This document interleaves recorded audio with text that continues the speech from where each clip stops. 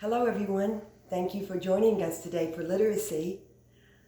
Today our story is called The Imaginary Garden. It's a loving friendship story between Theo, a little girl, and her grandfather. Their new garden is their creation of how they can continue to garden together. Even though Theo's grandfather had to move from the country to the city, they figure out a way of how they can make a garden on his balcony in his new apartment in the city. They work together to solve that problem, and I think you'll be happy with the ending. So, with that said, let's get our bodies ready to listen. Our eyes will be looking at the images. Our ears will be listening to all the sentences that would string together to make paragraphs and tell a story. Our voices are off and we're quiet. Hands are quiet and to yourself. Let's get comfortable. Feet crossed or sitting in a chair. Now your brain's going to be thinking today of all those creative ways to build a garden for Grandpa. Remember, our hearts are caring and showing respect to our families and to our friends, to our teachers, and to our wonderful big schools. Our story today is called The Imaginary Garden. The two main characters are Theo, a little girl, and her grandfather. And the setting takes place in the city. Let's get started.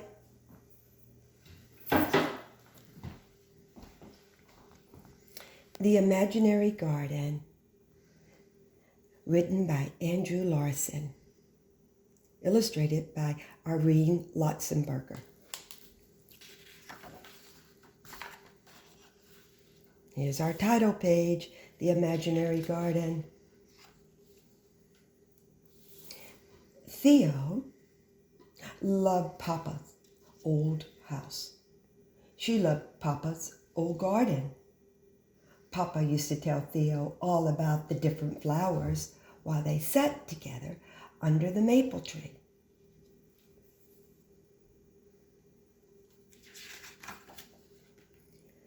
Papa's new apartment didn't have a garden. "Are you going to put flowers out here on the balcony?" asked Theo one day. "I think it's too windy for flowers," answered Papa. "What about plastic flowers?" suggested Theo.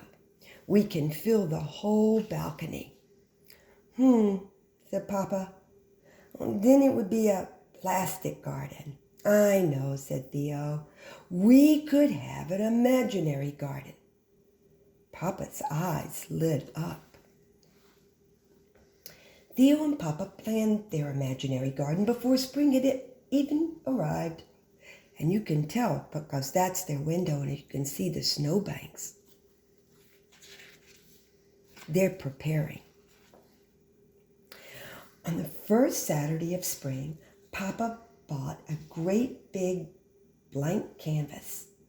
He also bought a pair of matching gardening hats for himself and Theo. Papa put the canvas out on the balcony. Theo looked at the canvas. "What should we do first?" she asked. "Well, let's put a stone wall at the back of the garden," answered Papa. "The vines will need to hold on to something as they reach for the sun." So this is their big canvas, and there's all their paints, and their gardening gloves, and their caps. So this is what they do. Papa got out his paints. He mixed a bit of white and a bit of black, and together they made gray. Stroke by stroke, stone by stone, Papa built a wall. It stretched from one side of the garden to the other. Above the stone wall, Theo painted a soft blue sky. There's your wall, and there's the blue sky. Then Papa mixed some green, some red, and some blue, and together they made the color brown. He spread the paint at the foot of the wall, creating a bed of soil. There. But that's enough work for one day, Papa said. Next time we'll be ready to do some planting. Papa, I love gardening with you, said Theo. And I love gardening with you, Theo, said Papa. On Monday afternoon, Papa and Theo went back into the garden. The garden is waking up after a long winter, said Papa as he dipped his brush into the green paint. He painted tiny stems. The first flowers coming up are crocuses, he continued. And look at all the cilia. Papa dotted the crocus stems with the little drops of color. Yellow and purple and white. Then Theo dotted the scalea stems with the little drops of color. Blue, blue, blue. What now, Papa asked Theo. Papa put a dab of red just above the stone wall. And he added a small dab of brown. There was a head. And then he swept around the red with brushes of brown. There was a tail. And there was a wing. Next he made 3 neat yellow jots. There was a beak, and there was a pair of skinny legs. And then he added a single black dot, and there was an eye. It must be spring. A robin has come to visit our garden, said Papa. Look, he's having lunch, added Theo. She painted a tiny pink earthworm in the robin's beak. He's not the only one who's hungry, laughed Papa. Let's get ourselves a snack too. A few weeks later, Papa prepared to leave on holiday. That's just another name for vacation. He asked Theo to take care of the garden. But Papa, how will I know what to do? Theo worried. She had never gardened by herself before. Well, the tulips and the daffodils should blossom while I'm away, said Papa, and the vines should begin to climb the wall. He kissed her on each cheek. Don't fret, Theodora. That's her real name. When you see the garden, you'll know just what to do. Papa believed in Theo. On Sunday morning, Theo looked into the garden. The crocuses and scallias were gone. The garden was filled with new growth of stems. And the vines had begun their climb up the stone wall, just like Papa said they would. There's that canvas we were talking about on the balcony. Theo put on her gardening hat and picked up a paintbrush. She knew just what to do. She topped the tulip stems with blooms of color, orange, purple, and pink. She topped the daffodil stems with blooms of color, yellow and yellow and yellow. But something was missing. Then Theo remembered. Blue, blue, blue. Forget-me-nots. That's Papa's favorite flower. But still, there was something missing. Theo thought and thought. There she is on the 4th floor of the apartment building. And she begins to smile. She added a few dashes to the back of the garden against the gray stone wall. "There," she said. Theo could hardly wait until Papa returned from his holiday. There she was, so proud of the mural. She had added the chairs, but of course she signed the signature of her name, Theo, and Papa. They were the artists that created the imaginary garden for Papa's new home on the balcony. I really like that story. I hope you did too. So now let's get busy and work on our response page. Today you'll have 2 response pages. This just gives you the directions so you can share with your family. And now we're going to start with the first directions.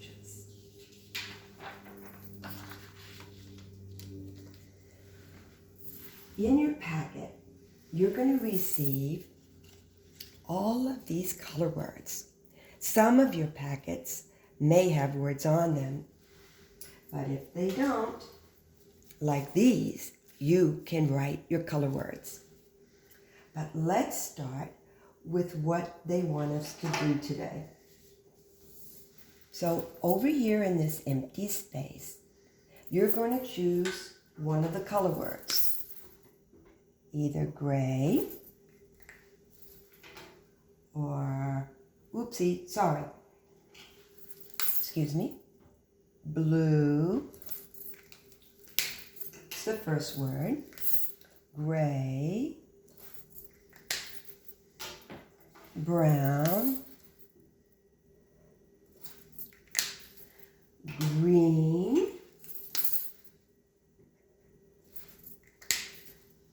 pink, or red. Now these color words you're going to write. And then you're going to draw your image next to the one that the illustrator did. So let's start with blue. Well, which one of these images in the book said blue? It said the sky. So you're just going to write the word blue, and I know that's one of your sight words.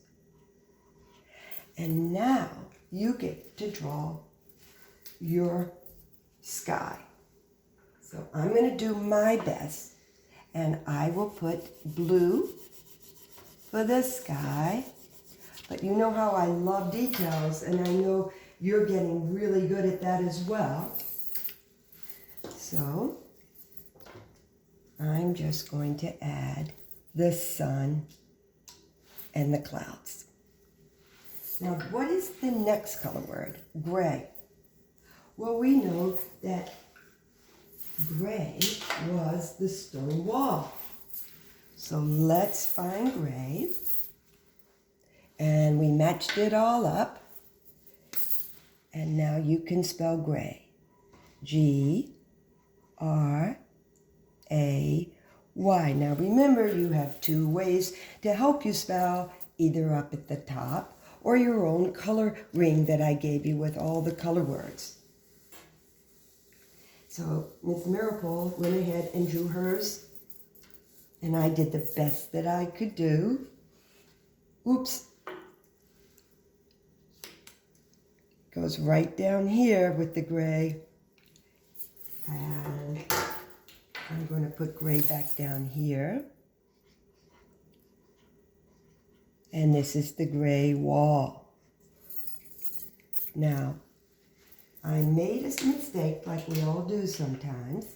So I am going to go to green next. And I'm just going to mark that out and put green.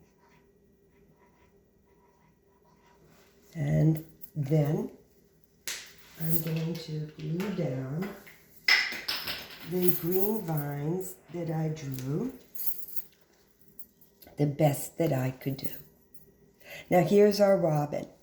Now in the robin will be the color red, and you'll be seeing lots of robins real soon. So let's put red here. And then I'm going to try to show you how the artist and illustrator described a robin.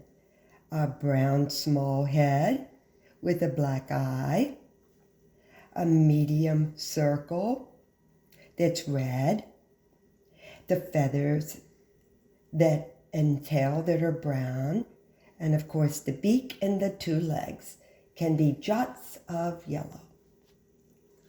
And then of course we have the earthworm, and the earthworm was pink. And again, you may use your colors that are here on the ring or up at the top. So I'm going to spell pink because it was a pink earthworm. So I will show you what I drew and colored. And there we go. This helps you figure out all of the images that you'll need to draw and design the mural that Theo and Papa did. Remember, we just do our best. I think I will start with first the blue sky, just like they did in the story. And remember, blues can be different shades of blue. I chose a lighter blue. And now I'm going to put up in the sky. Now I want to include a sun and a cloud. And remember all of the time they spent on painting and designing their wall, their stone gray wall, just made up of stones. It's easy. It's a straight line and a little bit of a wave at the top, and then draw your individual little stones. There's not a right way or a wrong way. It's the way that you see it. After you build that, remember going up the wall were all the vines. Beautiful vines growing up. Exactly. And you can add some as you continue with your mural drawing. Now remember that at the bottom, they painted the soil, because we need that rich soil for the planting. So you can add all of the soil. And then, of course, lots of stems begin to grow. And then you can dot them with beautiful forget-me-nots. That was Papa's favorite. Now remember when she added that beautiful, beautiful brown chair right there. So when Papa came back, he would see the chair. So here we go. We have the mural. Now your mural can add more details if you like, but remember, you can always go back to the first response page to get your ideas. Now I notice that the chair has to be added because that's where Papa likes to sit. So I did my best and I drew the chair that Papa likes to sit in. And remember, it's the color brown. So we need to go back and write the color word brown. Well, we added the chair, the sky, the green vines, the red robin, the pink earthworm, and the gray wall. I think I might have included everything except the red robin and the earthworm. Well, that's easy. I will add, remember, the round little head, and let's add the body of the robin bird that we'll be seeing soon with spring right here. Don't forget a black eye that he can see. And we need his tail, which are really right there, and his little wing. Of course we need his beak and his legs. And don't forget that earthworm. There you go. I had fun today. Take care.